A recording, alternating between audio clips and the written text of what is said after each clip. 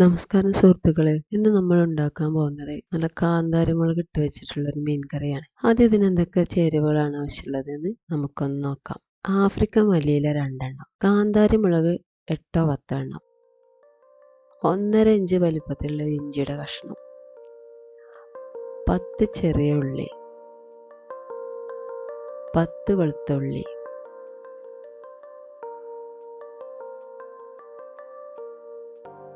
2 തക്കാളി,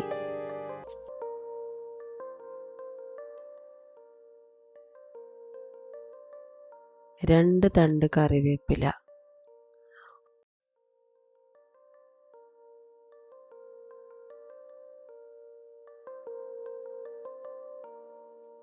6 കഷ്ണം മീൻ, 3 ടീസ്പൂൺ വെളിച്ചെണ്ണ, ആവശ്യത്തിന് ഉപ്പ്, 2 ടീസ്പൂൺ മല്ലിപ്പൊടി, 1/4 ടീസ്പൂൺ മഞ്ഞൾപ്പൊടി, 1 ടീസ്പൂൺ കാശ്മീരി മുളക് പൊടി. ഇത്രയും സാധനങ്ങളാണ് നമുക്കിതിന് വേണ്ടി ആവശ്യമുള്ളത്. ഇനി നമ്മൾ ആദ്യം തന്നെ ചെറിയ ഉള്ളി, വെളുത്തുള്ളി, ഇഞ്ചി, മല്ലിയില ഇതെല്ലാം കൂടി ചെറുതായി അരിഞ്ഞെടുക്കണം. പിന്നെ നമ്മൾ തക്കാളി ചെറു കഷ്ണങ്ങളാക്കി ഒരു മിക്സിയിൽ അരച്ചെടുക്കണം. പിന്നെ നമുക്ക് ആവശ്യം 6 കഷ്ണം മീനാണ്. അതെല്ലാം കഴുകി വൃത്തിയാക്കി വെക്കുക. ഇപ്പോൾ നോക്കൂ, നമ്മുടെ ചേരുവകളെല്ലാം തന്നെ റെഡി ആയിട്ടുണ്ട്. ഇനി നമുക്ക് പാചകം തുടങ്ങിയാലോ. ആദ്യം തന്നെ ഒരു ചട്ടി അടുപ്പത്ത് വെക്കുക. വെളിച്ചെണ്ണ ചൂടാവുമ്പോൾ ഇതിലേക്ക് നാം അരിഞ്ഞു വെച്ചിട്ടുള്ള ചെറിയ ഉള്ളി ചേർക്കണം. ഇനി ഇതൊന്ന് നന്നായി ഇളക്കി കൊടുക്കുക. ഇത് കുറച്ച് വാടി വരുമ്പോൾ ഇതിലേക്ക് വെളുത്ത ഉള്ളിയും ഇഞ്ചിയും അരിഞ്ഞത് ചേർക്കാം. ഇനി വീണ്ടും നന്നായിട്ട് ഇളക്കുക.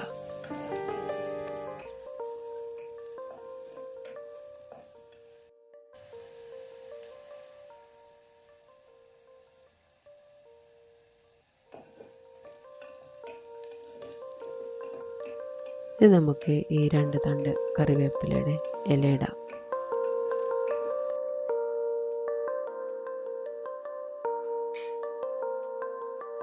ഇനി ഇങ്ങനെ ഇളക്കി കൊടുക്കണം.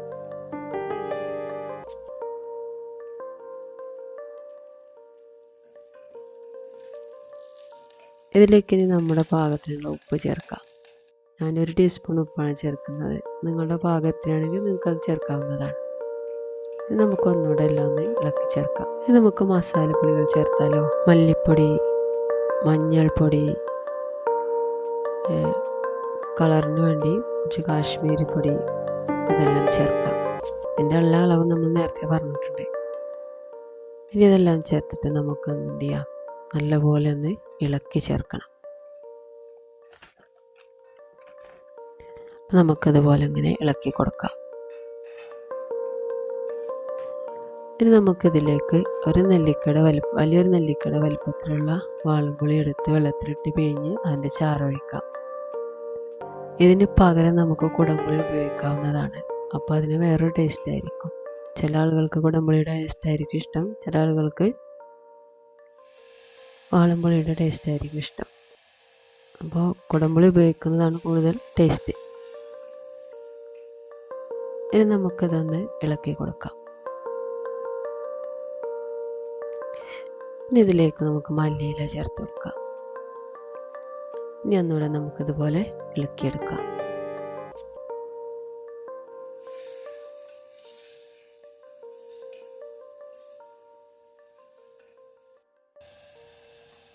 ഇനി നോക്കൂ, നമ്മുടെ അരച്ച് വെച്ച തക്കാളി ചേർക്കാം.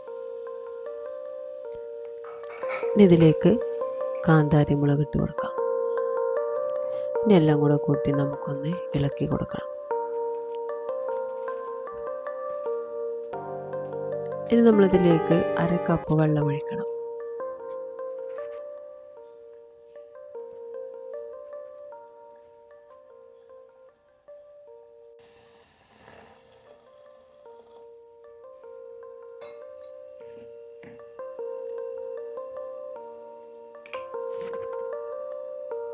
ഇത് തിളച്ച് വരുമ്പോൾ ഇതിലേക്ക് നമുക്ക് മീൻ കഷ്ണങ്ങൾ ചേർക്കാം. ഇതുപോലെ ഓരോന്നായിട്ട് ഇട്ട് കൊടുക്കുന്നതാണ് നല്ലത്. ഒന്നിച്ചിടുമ്പോൾ അതെല്ലാം തെറിച്ച് നമ്മൾ മേലിലേക്ക് തന്നെ തിളച്ച വെള്ളം തെറിക്കും.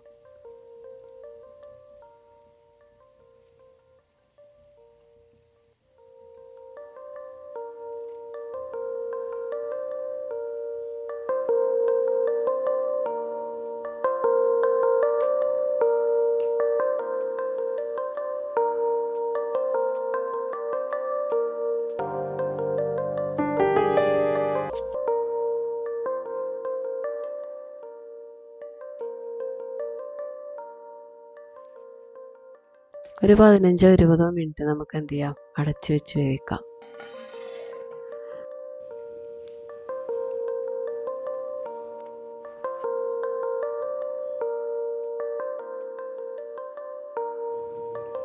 നോക്കൂ, നമുക്കിതൊന്ന് തുറന്ന് നോക്കാം.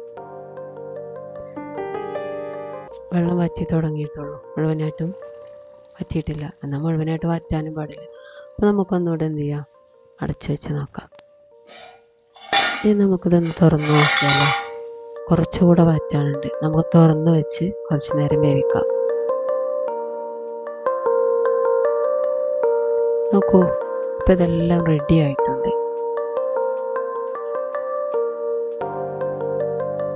നോക്കൂ, ഇപ്പോൾ വെള്ളമെല്ലാം പാകത്തിന് വറ്റി.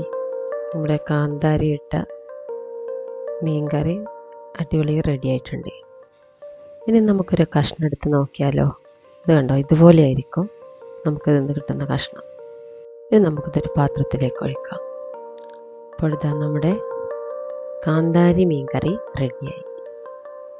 ഇനി നമുക്കിത് ചോറിൽ കൂട്ടി കഴിക്കാം. കപ്പയുടെ കൂടെയും കഴിക്കാം, ചോറിൻ്റെ കൂടെയും കഴിക്കാം. നല്ല രുചികരമാണ്. അപ്പോൾ മറ്റൊരു റെസിപ്പിയുമായി നമുക്ക് വീണ്ടും കാണാം. നിങ്ങൾ ഈ ചാനലൊന്ന് സബ്സ്ക്രൈബ് ചെയ്യണേ. അപ്പോൾ ശരി.